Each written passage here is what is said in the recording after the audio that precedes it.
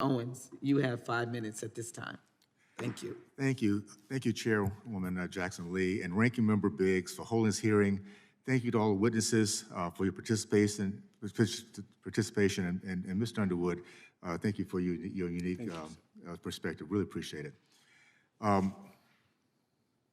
Sentencing reform is an issue that's near and dear to my heart. Several years ago, I had the opportunity to mentor a young college football player.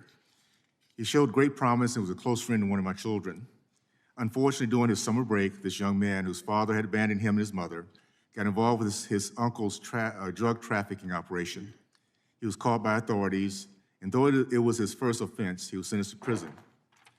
He was given a choice by a prosecutor who never lost and a public defender who never won. His plea offered 10 years if he did not fight the charge, or 15 if he did. He chose 10 years, and like tens of thousands of black men, he was ripped away from his family. His one-year-old son, like him, was also destined to be raised without a father. It will be 26 years, an entire generation, before the 2018 Trump criminal justice reform bill will be passed to begin to address this heartless mandatory sentencing of the 1994 Clinton-Biden crime bill. I'd like to make clear that the criminality, murder, destruction we're seeing in black communities across our country is not baked into our genes due to slavery 200 years ago.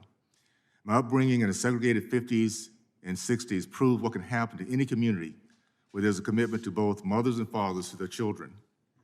It was a proud black community of my youth that led our country to growth in the middle class. Men matriculated from college, men committed to marriage, and percentage of entrepreneurs.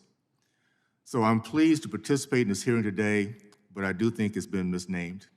It should be the undoing of the damage of decades of terrible, progressive, anti-black policies.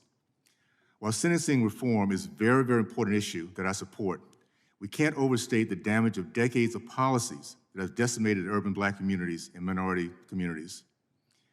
These policies include high minimum wage, a big benefit to increase wages of skilled union workers, but devastating to poor black youth attempting to get work experience. Welfare incentives that force young single mothers into government dependency and our young men into self-centered narcissism. Sadly, having babies and abandoning them over the decades have become acceptable, in many cases, unfortunately, even fashionable. Anti-marriage tax incentives that penalize men and women who commit to marriage. Anti-school choice, forcing poor children to remain in failing public schools, never learning to read, write, or think. The racist 1931 Davis-Bacon Act, which prioritized white federal unions over black entrepreneurs and small business owners. We are in a country that believes in second chances. Correcting overly harsh sentences for those who hurt the innocent in our communities should be important to all of us. As important is raising our young boys and girls in an environment that gives them a moral compass to give to their community instead of taking from it. It is imperative to raise them to understand that life obstacles are destined to come their way, but that they can overcome them as they learn to love God, country, family, respect of women, authority, and themselves.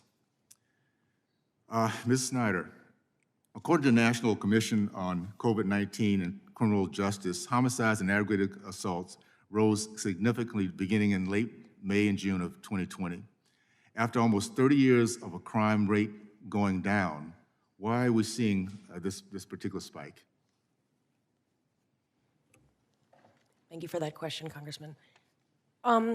What we fail to realize and what the media has been telling us is crime rates are surging, violent crime rates are so high, but they're still not as high as they were in the 80s and in the 90s.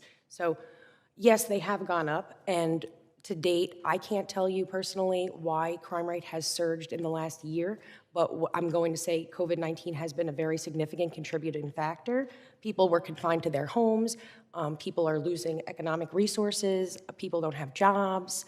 I'm gonna say people probably got a little stir-crazy staying at home for 15 months, and those are all factors that could contribute to aggression, behavioral changes, and an increase in crime.